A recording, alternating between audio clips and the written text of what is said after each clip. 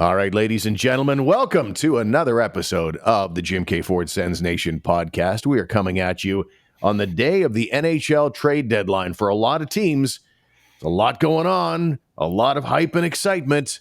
For the Ottawa Senators, they didn't get up to a whole lot. Steve Staios pretty much stood pat at the deadline. He got a waiver claim from the worst team in the NHL. Vladimir Tarasenko dealt to Florida for a handful of magic beans, and it's 6 straight losses for the Ottawa Senators. All still ahead today here on the program.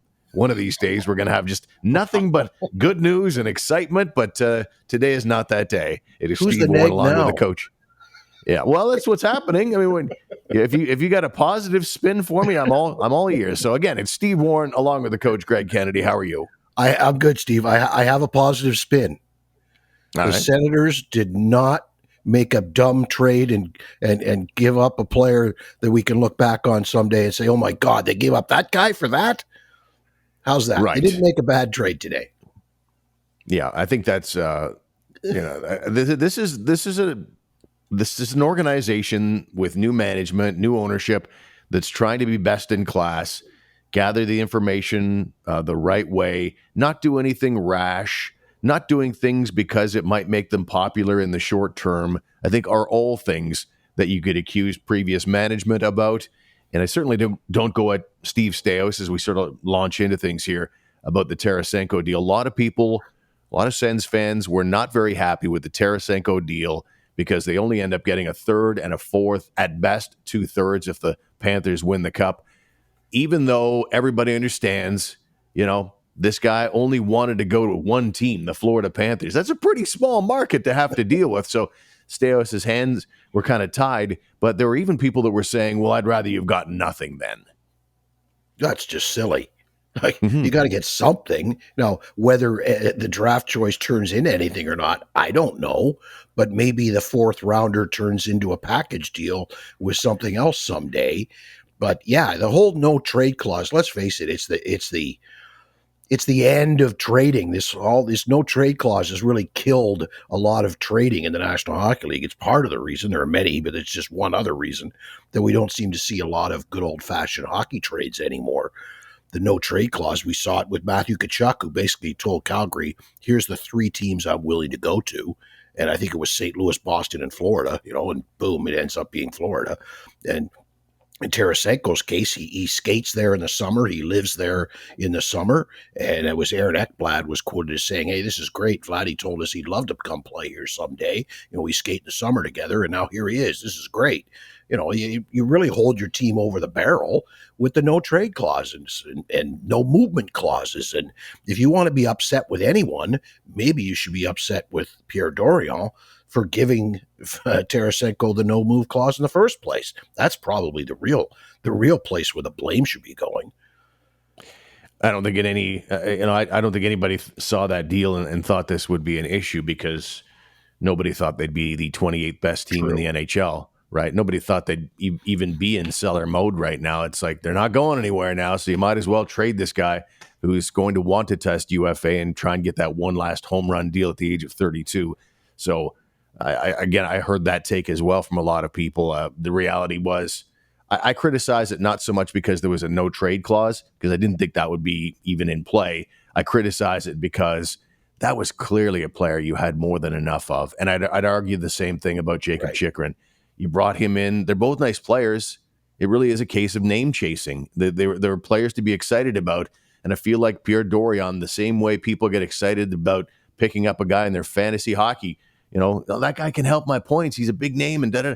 But no, you have to think about the balance of your team. And right now there's too many of the same type of player. And so Tarasenko, I have no criticism about the no trade clause. I just criticize that they got him at all. That $5 million should have been spent on something else. Yeah, in the case of Tarasenko, I think it was almost like a lack of faith in the rest of the team that Pierre Dorion felt that he had to get Tarasenko. He had to get somebody 1 year of somebody to replace the 1 year of DeBrincat that you had. Like it was like, okay, we got to get a sniper, a goal scorer, because we lost DeBrincat. But the truth was that you had enough talent, you had offensive skill players that you probably didn't need to sign that type of player. And in the case of Chychrun, I think it was just a matter of Pierre had it in his head. This is the guy I want, and I'm going to do whatever it takes to get him. I've got to make a splash. And, I got my man. He finally got his man. And, roster building be damned. This is the guy I want. And he went out and got him. And yeah, you're right. In both cases, probably not what was required. That's a great sentence. I got to make a splash. I think that's maybe the most fundamental difference between where Steve Staios is right now and where Pierre Dorion was. Dorion, for 4 years, was taking heat, and he had that volatile owner, and he made so many of his decisions about how can I make myself look better in the public eye, in Melnick's eye. And I think he makes these deals, not entirely because of that, but in part because he's worried about his job. How can I make a splash? Steve Staios wasn't remotely thinking about how can I make a splash. His job security, like the owner of the Ottawa Senators, is super tight with Steve Staios. He's just arrived. He's made one deal now in Tarasenko. He's making deals in a professional, well thought out way. And he talked about it when he held his Zoom meeting call with the media today. He was not going to do anything rash. There were some things on the table that might help in the short term, but this is a bigger picture game plan. This is something that he did not want to go down that road any further, and it's tough for Sens fans in the here and now because there's so many crappy things happening this season. I still have faith in Staios and Andlauer and Dave Poulin.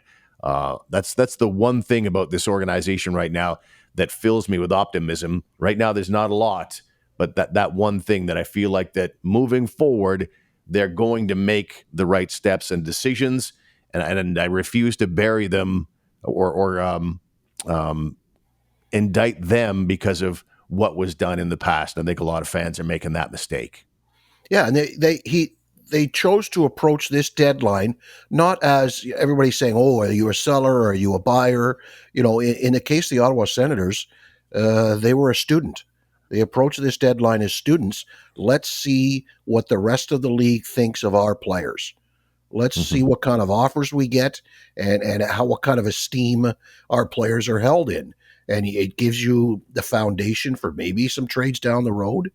But I'm sure he fielded lots of offers from everything from a Brady Tkachuk offer to an Eric Brandstrom offer and everything in between. And he now has an idea of what teams think his players are worth.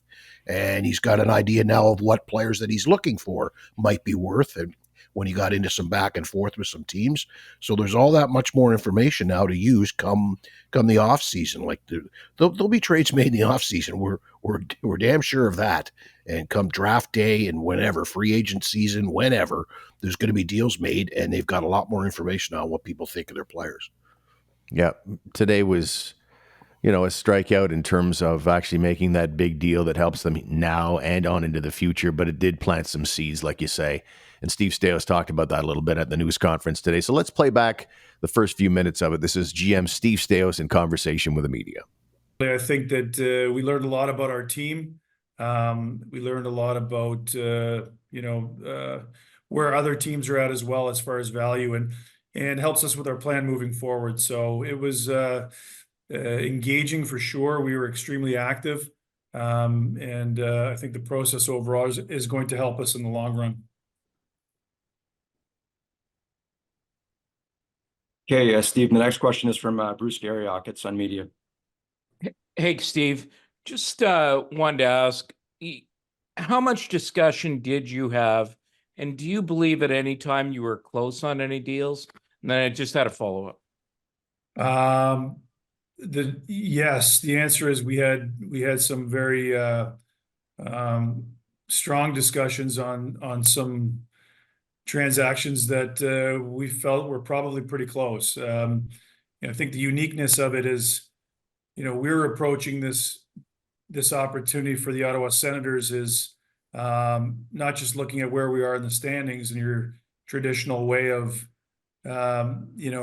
moving players out, but certainly we were looking for opportunities to improve our team and support our team the way that we felt best shaped our group. So we were involved in a lot of different discussions on a lot of different levels. You think, Steve, is it possible that perhaps maybe you laid the foundation for some deals down the road today? And the other thing I thought you said that was interesting going into this was that this was just one opportunity. Yes, I think for your first question, Bruce, it certainly did. I think the conversations that we've had with teams were good, and learned a lot about what not was available only at the trade deadline, but how teams are looking to approach their off season as well. So I think a lot of those conversations are open ended and opportunities are open ended. So I think from that perspective, it puts us in a good shape moving forward to plan for the off season. Steve, the next question is from Wayne Scanlon at sportsnet.ca. Hi, Steve. Thanks for doing this.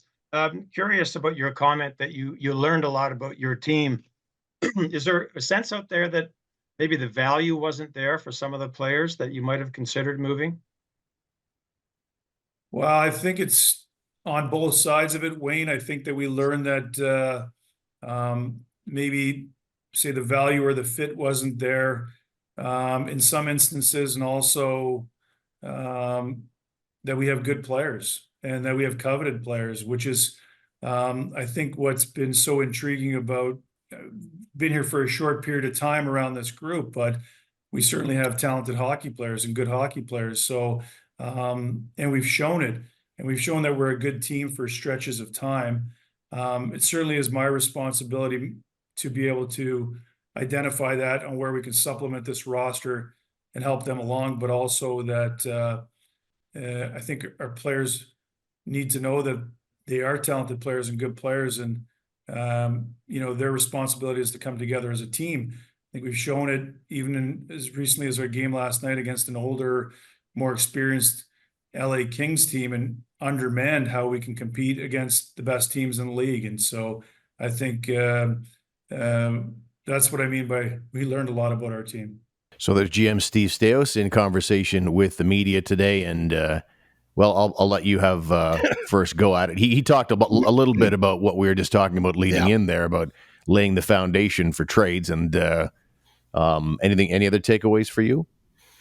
Well, he also mentions that he gets an idea of other teams' plans come the off season, right? You have an in-depth conversation with a fellow GM. What do you think about so and so or so and so? And the guy says, well, maybe not now, but maybe later. That's something we'd be looking to do in the summer. So not only does he come away with it, he's got a sort of a list now of what the asking price should be for some of his own players, but he's also got an idea of who might be available come the off season. And that's what I said how he approached it as a student. He just went into it to try to learn. The biggest thing here was they didn't have to make a trade. The Ottawa Senators had no reason at all. There's no gun being held to their head. They're not trying to win the Stanley Cup. Really, the only trade they had to make, it would have been Tarasenko. Like you simply have to move him. He's not coming back, so you pretty much have to move him to get something for him. Kubalik, you're not going to get anything for him, so who cares if he goes away for nothing in the summer? Did he have to trade Eric Branstrom today? No. There was talk about JBD. There was talk about some other players, but really the only deal you really had to make was the one you did make a couple days ago. So, hey, who cares? No pressure on you. Talk to a lot of people, gather some information, make some plans for moving forward in the future. Yeah, and with Kubalik, I mean, some people will be saying, well, can't you at least get a 7th rounder or something like that? It's just the reality is his game isn't such where whatever question or problems that other teams that are heading to the playoffs are having, in what way is Kubalik the solution or the answer to what they're looking for? He had his first goal last night since January the 9th. So he's not putting up the offense. He's not a guy you necessarily want in your bottom 6 to kind of muck it up in the playoffs. So that's just unfortunately for Kubalik. He probably is worth. He had 20 goals last season. He just, at the moment, he's just not the answer to anybody's playoff riddle at this stage of the game. And so he is probably going to walk into free agency, and the Sens won't get anything for him. But in reality, I still think there's probably a good pro in there. It just was not a good fit for him to put out anything productive here in Ottawa with the Senators. What they did get today, though, we talked about it earlier. Boris Katchouk. You got your Tkachuk. You got your Tkachuk. Oprah, Uma, Oprah. Wow. Well, That's old school. That's old. Yeah, And he was never Letterman. invited back. That was a big flop, that line. Yeah, it really was. Yeah, and he made fun of it for years. This David Letterman, I think, at the Oscars, he was emceeing at the Oscars and came up with that and made fun of it himself on his show for years to come. Afterward, that's the old school reference there. But yeah, different spelling and it's a little different pronunciation. Boris Katchouk was placed on waivers by the Chicago Blackhawks, and the Senators decided to pick him up today. And I think they do so in large part because injuries are starting to pile up here at the moment, and this doesn't have anything to do with the deadline. You've got Josh Norris hurt, McEwen's hurt. You've got Parker Kelly, who might be on the sideline. Looks like he might get suspended for that hit on Andreas Englund against LA. So your depth forward is getting a little, and also Matthew Highmore. He also had a shoulder injury against the Anaheim Ducks. So they wanted to bring in a body, and this guy's, you know what? Kick the tires on him. It wasn't that long ago he was regarded as a pretty high-end prospect. He played for the World Juniors for Team Canada on that ill-fated 2018 team. It doesn't have the stigma anymore, though. The only 5 guys that have stigma are the guys who are about to face trial. Everybody else in that team has kind of been exonerated now after a long investigation. Anyway, point is, Tkachuk has played with Batherson before. He played with Matthew Joseph in Tampa Bay and Syracuse. And it wasn't that long ago he's regarded as a pretty good prospect. And he plays the game with a lot of energy, good forecheck. Just never became the scorer that I think Tampa thought that he might when they drafted him in the second round. Yeah, he's got some size. He's got some strength to him. He's a bottom 6 guy, right? So, and actually, you know what? For the Senators really are looking for some bottom 6 guys right now because of all these injuries and the suspension of Parker Kelly. And like, you probably need the guy to step into your lineup just because you need bodies. Matthew Highmore comes up, plays 1 game, he's gone. You really need the guy around just to have a body there. But whether it works out or doesn't work out, what's it matter? It's a freebie off waivers. Will he probably clear a waiver wire if it happens later and he gets sent down? Yeah, probably. I don't know anybody else going to pick him up. So, yeah, bring a guy in, you get a free look at a guy, see what he can do. I know that at one time when he was in Tampa, I brought his name up here when we were talking about a guy that maybe they might want to look at. He really hasn't done a heck of a lot since he left Tampa.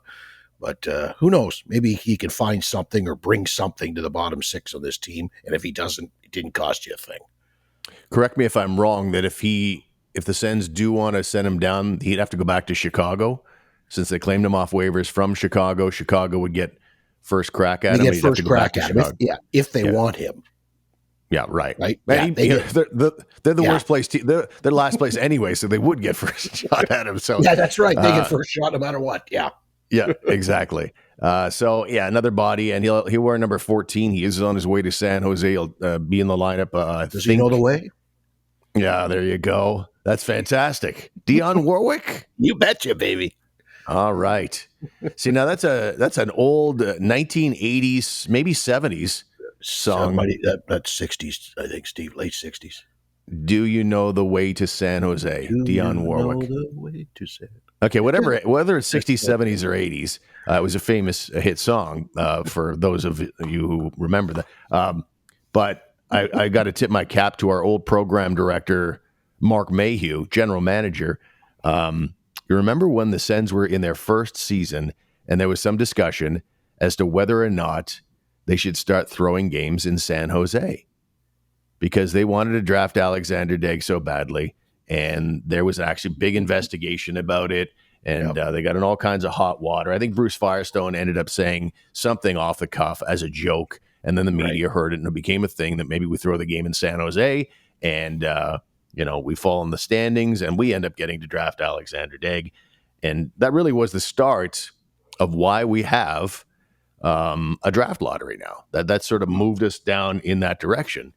And Mark Mayhew actually wrote a parody song, Dionne Warwick. This is a really long story to get to this. Yeah. But it was basically, should we throw the game in San Jose? It was very, very well done. Yeah. Burt Bacharach, it was sung a lot better. Now, moving on. Yeah. Sorry about that. Well, actually, you exhausted. know what, Steve? Do you want to talk about the lottery? How about the Women's League instituting the gold plan? Are you up on this? Oh, well, help me out then. Yeah. That's the gold plan. We've talked about this on here before. The gold plan is all the teams who miss the playoffs start accumulating points the day after they are eliminated from the playoffs. And whichever yes. team accumulates the most points gets the first overall pick. Mm-hmm. And the PWHL is going to institute the gold plan. Because do we need to worry about tanking in a league that only has 6 teams and there's only 2 that don't make it? Well, that's true too. Yeah, okay. But the reason I bring up the lottery now is, did you see what they did on TSN? Is they do every year at Trade Center, they do an official draft lottery, not the one you do with the system on this TV on your computer, wherever that site is, the Tankathon site. They did it with the balls and the right numbers and 1 round and 2 rounds and the whole thing. And the Senators got the second overall pick, Steve. Did you see it? I did not. No. Yeah, second overall. Chicago dropped, and the San Jose ended up first, and Ottawa got second. I don't know why they overcomplicate this. Just go with the bottom 5, and then just put them in a lottery or something like that. What bothers me most is that anybody who misses the playoffs has a chance at number 1. No, only 10. Oh yeah, they teams. changed it. Yeah. That's right. They've got to 10. They had that one year when Alexis Lafreniere ended up being number 1, and the Rangers were outside of the top 10 even, and somehow they got it. But my point is, I think if you get the bottom 5, that's plenty, because now you're it doesn't really matter if you finish dead last or 5th. I think they overthink this whole. Well, I think in the Sens case, though, don't we want it to be bottom 6? Because aren't they like sixth right now? Sure. Yeah. Okay. You're under the misguided notion that the Ottawa Senators will ever be allowed to win a draft lottery. Okay. There you go. I said it. There you go. Now moving on. Yes. 6 straight losses now for the Ottawa Senators. That is a season high, and did not look very good in that game against Anaheim or LA. They looked good for a long time, but I guess back to back, they were up 2-1 going into the third period. And I don't know if you had a chance to see the end of that game. There were probably very few Ottawa fans still hanging in there, but maybe you were, because it was into overtime and everything. But they win it at 1:05 a.m. Eastern time, very late at night. But if you stayed up to the end, you saw a cat that ate the canary. The look on DJ Smith's face standing on the Kings bench, accepting handshakes and congratulations. He's borderline giggling on the bench as if to say, "Oh, sucks to be them."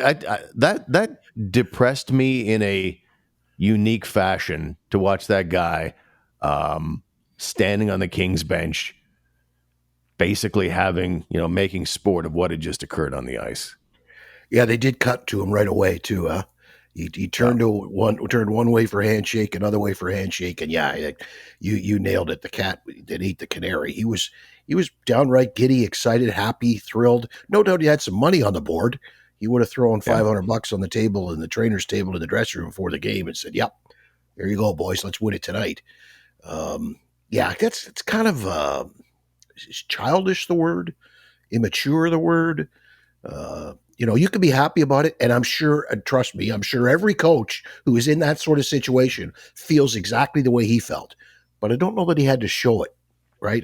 Try to be a little calmer about it. Wait till you're on a camera view, and then go ahead and celebrate or laugh or cheer or party or whatever you want to do. But yeah, it was a little too giddy, it was bordering on immature, I thought. Yeah, I don't know if I'd go as far as to say immature, but I do know that I've had nothing but respect for the way the players have handled the firing of DJ Smith. Like, every time, even now, Brady Tkachuk was interviewed in the intermission in the game in LA, and the guys can't say enough good things about him. Like, his former players always say great things. He did so much for me. So, even when Brady said, like, we wouldn't be the team we are without him, I was like, I'm not sure that's a compliment, but he meant it as a compliment. But just for the player's sake, I was surprised that he kind of looked like he was in gloat mode. I get that from the perspective of, okay, he felt like he shouldn't have been fired. Okay, fine. I don't know that anybody, I don't know if I can think of anybody in my lifetime in the NHL who didn't more deserve to be fired by the time he was fired than DJ Smith. But Yeah. I do think that for his players' sake, because they've been so respectful of him, he might have wanted to dial it back a little at the end of that game. Yeah, exactly. And that's I'm calling it immaturity. Now, Right. I'm not saying he's Fair. immature. I'm just saying it was not handled well. And of course, we're going to sound like sour grapes and we're bad losers and all that. But I just as you say, you don't know that you'd find a coach who deserved to be fired more than he did based on his record in the situation. I don't know that you'd be able to find another coach who reacted sort of the same way as he did in the same scenario, in the same situation with another team somewhere else. I've never seen such a thing. I'm not stupid. I'm not naive. I know coaches are excited about the fact that they beat their former team and Of course. screw them. But come on, it was unprofessional. Well, part of the reason the Kings win that game is because of DJ Smith's work. Because if you look at the way, for example, Tim Stützle was totally on the wrong side of the puck carrier when Kevin Fiala walked in and eventually ended up scoring, looking at the way Artem Zub handled that whole exchange, Artem Zub was an absolute disaster on the game-winning goal in overtime. DJ Smith has a hand in that. That's true. But at the end of the day, I don't hold him ultimately responsible for where we're at right now in this train wreck of a season. It's Eugene Melnyk, and we said it all the way along. Even when things were starting to improve, we thought the reality was Eugene Melnyk was making so many bad decisions behind the scenes, skimping wherever he could, and that includes the managerial position and the head coaching position. Who in the world, in their right mind, would ever have thought to do a scorched earth rebuild of an NHL franchise and think that bringing in someone to be the architect of that rebuild, who is a rookie GM, and then when he gets assembling all these kids, to have a rookie head coach come in to guide them and teach them.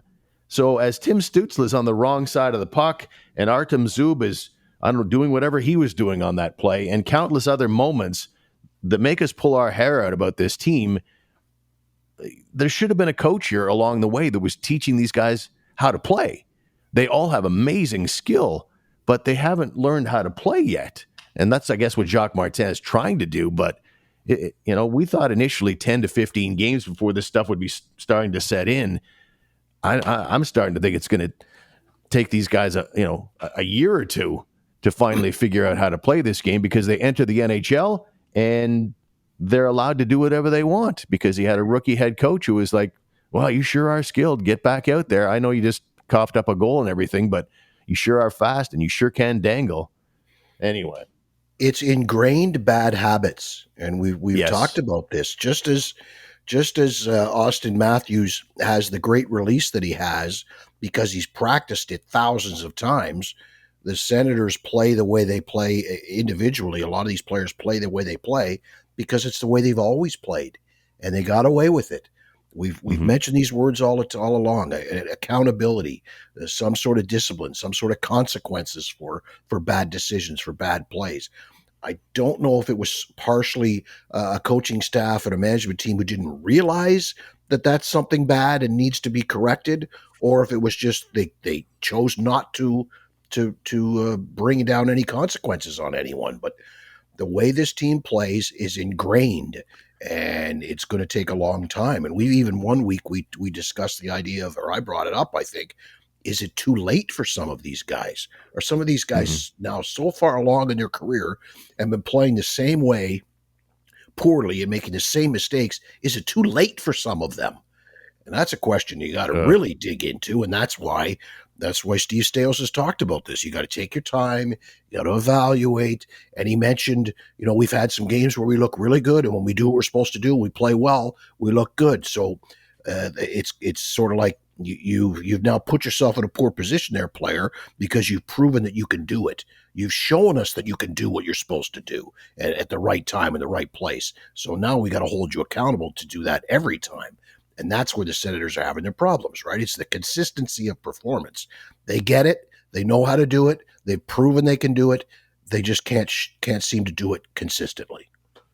And I think the coaching thing is the bigger issue. If you're looking at the two things that, well, there's a bunch of things, but the two big things that Eugene Melnyk skimped on, management and head coaching. I think the coaching thing was a much bigger sin.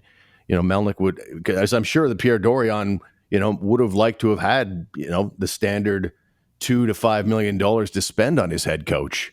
But Melnyk wouldn't provide him with that. And so he went out and got what he could, and he brought in a guy like DJ Smith. Had that budget been there, and you brought someone, who's got experience and understands how to be an NHL head coach and how to deal with these young players and getting them all straightening up and flying right, that would have made such a difference. So I think that's the way bigger issue than going, not spending a lot on GM and Pierre Dorion. Dorion made some mistakes, some awful mistakes, no question about it. But lots of GMs do, and I think that, most people thought at the start of this year that he had assembled finally a playoff team, and I think that we all agree there's a good core here. These guys are talented young hockey players, but. So if you'd taken the Pierre Dorion thing and he'd been given some money to go hire a coach, I think this team wouldn't be remotely near where it is right now. So anyway, so what kind of coach do they need then, Steve? Is Jacques Martin the teacher and teaching them enough that by the next hire can be a tactical guy, the next hire can be a tough guy, or the next hire can be a different kind of coach, or do they still require a teacher now? Is the next coach still have to have teaching high on his list of qualifications, or is it we've moved past that now? We need a hard ass. We need a guy who's going to hold players accountable, etc. I don't know. I think there's no doubt that. Unless you think in the next 20 odd games that Martin is going to figure all this out. Right now Jacques Martin, despite all his discussion about defensive details, and it's starting to come, the records are almost exactly the same. When you look at the win percentage or points percentage of what DJ Smith had versus what Jacques Martin has, they're almost the same now. So unless you think that they're going to finally buy in and figure this out and start playing great in these last 20 games, I think, of course, you need a teacher still. But what kind of coach? It depends on what Steve Staios' plan is here in the offseason, whether it's on draft day or at free agency or in the offseason. I'm not sure yet what Steve Staios has up his sleeve. Because people talk about the identity of a team, I'm not sure that that's necessarily something you 100% need to identify. That does not automatically make you good. But the reality is, I think you need to identify what you are, just so you know what kind of coach to bring in. Mm-hmm. Yeah, I keep looking at it. I'm now concerned, Steve. I'm concerned about this. I get the idea of wanting to be best in class. I like that. But the hires have been friends, right? Steve Staios is a friend of the owner. Dave Poulin is a friend of the owner and the GM or president. I keep hearing the Gruden name, or who's coaching in Hamilton right now. Or sorry, they're not even in Hamilton. The junior guy, I keep hearing the same names, and I'm worried that they're going to place too much emphasis on somebody we know and like as opposed to the right guy. And their track record so far is hiring people we know. It's not necessarily hiring people who are the right people for the job, or the best person, or a qualified hockey person. I'm quite concerned that we're going to end up with yet another first-time guy here coaching. I fully believe in Michael Andlauer, and I feel like Steve Staios is a quality guy, but right now both of them don't know what they don't know. So I think they're trying to be best in class, but I do think that when you hire someone who's never done the job before, there's going to be a learning curve there. There's going to be mistakes made because you are a rookie, and hopefully Staios is so professional and savvy and well connected and a good negotiator that the learning curve will be a very steep one, and he'll figure this out really quickly. But there's really nothing to judge him on yet. You can't blame him at all for that Tarasenko deal. I think to get anything at all under the circumstances when you had a market of one team, I think that's fine. But there's nothing else to judge him on. So this is a big summer. What we see, the opening lineup this fall, will tell us a lot about what Steve Staios' managerial acumen is. And I'm sure Dave Poulin is a massive part of that as well. I think that's the idea that, and this is something Eugene Melnyk would never have done, to bring in a guy who's done the job before, who's got decades of experience at every level of the game, whether it's coaching, managerial, playing. I think Poulin is going to fill in a lot of those gaps, the way you might put polyfill on your drywall kind of thing to fill in a crack or two. As long as the coach fits that too, as long as the coach has got experience at every level, including the NHL, this team desperately needs a proven professional NHL coach. It's time. I don't want no more neophytes, no more learning on the job, no more first gig. I don't even want it to be some assistant coach from the NHL. I want it to be a guy who's been a head coach in the National Hockey League before. I think that's desperately what's required here. Steve Staios has got 3 big tests coming up: his first draft, his first free agency season, and his first coach hire. And those 3 things are huge as to what this team's going to look like come next season. Yeah, and this is part of why, and Steve Staios spoke to this last week, he's not going, because we mentioned this, I think, in a recent episode, wondering about why, bring in the coach now, and he'll have basically this extended training camp, 20 games at the end of the season after now that we're clear of the deadline and everything, bring in your next coach, run an extended training camp effectively under live fire conditions, and maybe there'd be a benefit to that. Staios has already said he's not doing that. And you start to think about what might be available in the summer. Boy, you look at what Pittsburgh did at the deadline. They're waving the white flag to some degree. Jake Gensel out the door. That speaks loudly about a team that's retooling, at least. And you wonder about a guy like Mike Sullivan. I've seen some whispers out of Pittsburgh that maybe Sullivan might shake loose at some point. If Tampa flames out, maybe John Cooper's days in Tampa. You never know what might shake loose. Some really quality names could be available come the summertime. I think that's why the team is going to wait until then to make sure that they have the biggest pool of candidates available, and there could be some dandies. Exactly. And like the same way he approached the trade deadline, where thinking, I don't have to make a deal today if I don't want to. Exact same thing with hiring his coach. I don't have to hire my coach now. You hire your coach at the end of the season when you have all these things to think about, all these other options. I'd say it's even later into the summer. Like, it's not immediately following the season. It's midsummer after some teams have made some firings and things. Then we can take a look around then and find the right guy. But let us close it out with this last question to finish up. The NHL trade deadline. Around the league, did you look at anybody that, whether it's a winner or a loser, was there a big standout for you in terms of what you saw today around the league? I was really impressed with Winnipeg. Like that's impressive. How about Vegas? Like, they just don't tell me the it's LTIR champs. Yeah, just don't tell me it's tough to make trades in the National Hockey League. Like, they don't care. Wouldn't you love to be a Vegas fan, Steve? The team is all in every year. They don't care about the future schmoocher. Have you seen the list of their career history first round draft picks? They've either traded them all away, or they either trade the pick or they draft the player and then trade the player too. Like, really, they've only had 2 guys, I think, still in the system who were drafted in the first round. They don't care. They want to win. I thought that was impressive, but I was really impressed with what Winnipeg did. That's a team building something out there. And my thoughts on them at the start of the day versus the end of the day, as far as Stanley Cup odds, definitely rose in my mind. Who did you like? I think I got Carolina probably in there. They hadn't done much, and then just last night and then today, just as I was joking, is like they kind of entered the trade deadline fray the way the Kool-Aid man enters a room. Boom! Oh yeah! Of course, Jake Gensel they picked up from Pittsburgh yesterday. And then today they took a bit of a flyer going after Kuznetsov in Washington after he'd been through the player assistance program. His stats are way off this year, and taking a flyer that he's still got some gas left in the tank. If he does, the way he takes a penalty shot in the shootouts doesn't seem like he has a lot of gas left. the slowest ever. But I like what they did, and they're getting. I think I saw their. It was something else. Anyway, those two moves were pretty great, I thought, and it just seemed like around the league, the contenders all beefed up at least a little bit. Well, except for that one down the road, they didn't do too much. They brought in a fourth line checking center. Yeah, good for you. Yeah, I look at that team and I think of all the picks and whatever that they traded away to bring in a defenseman they already had and a fourth line guy, and they brought in somebody else, right? Didn't they bring in 3 players at least?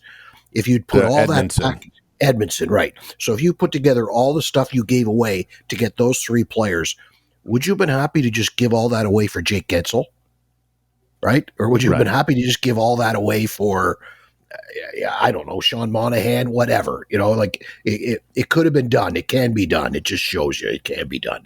And if I'm a Leaf fan, I'm not feeling too good about my club. I'm not feeling any better about my club today than I was yesterday. Maybe it's time for the Blue Team Elimination Watch to start re-entering the fray. But for now, we're going to call it quits on today's show. Ladies and gentlemen, we appreciate you being here. Don't forget that our website is sensnationhockey.com. Please check out the Hockey News website as well. It's all there. All Ottawa Senators all the time. THN.com/Ottawa. Greg, enjoy your weekend, and we shall talk to you soon. For sure. Thanks, Steve.